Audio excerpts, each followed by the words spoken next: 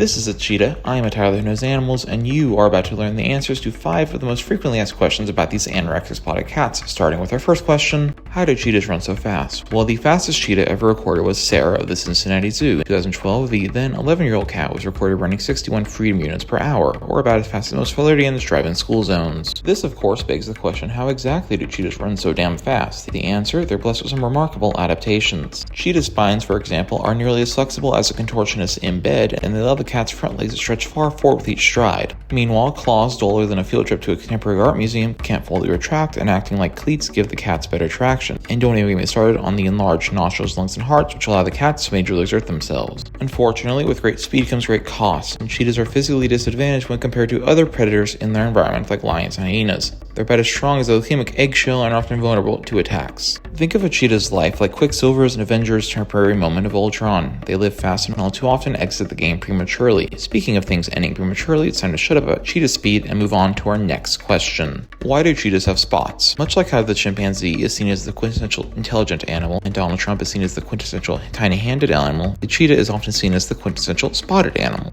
In fact, the word cheetah is thought to come from a Hindi term meaning spotted one. That said, genetic mutations cause some cheetahs to not be traditionally spotted. Some possess stripes running along their backs and are known as king cheetahs despite lacking any form of monarch status, and others appear completely spotless from far away despite being coated in tiny freckle-like spots. These latter cats also kind of look like what so-called AI artists would create if asked to produce an image of an actual cheetah. Nevertheless, the vast majority of cheetahs are covered in about 2,000 tiny black spots, and the reason is actually quite simple: camouflage.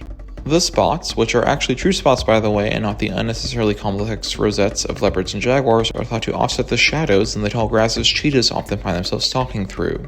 Anyway, speaking of unnecessarily complex things, it's time for another seamless transition as we move on to our next question: can cheetahs roar? Much like how moviegoers are fans of either Marvel or A24 but never both, in the world of cats, roaring and purring are mutually exclusive vocalizations. But why is that, and which do cheetahs produce? Well, roaring cats have thick pads of tissue on their vocal cords, allowing them to produce loud, low-pitched sounds known as, well, roars. Purring cats, meanwhile, lack these maxi pads, and their vocal cords can vibrate much more rapidly, enabling them to purr but not roar. So where do cheetahs fall? 4 cat species can roar, and cheetahs, along with your ex-girlfriend and that fat-ass tabby sitting in your lap right now, are actually not among them. Lions, tigers, leopards, and jaguars are the roaring cats, and the remaining 35 or so living species are purrs. This includes cheetahs, which can also produce a funny-sounding chirp that vaguely resembles a government drone, bird vocalization. Chirps can be used by mothers to call their cubs, as well as to tell viewers to hit the like button.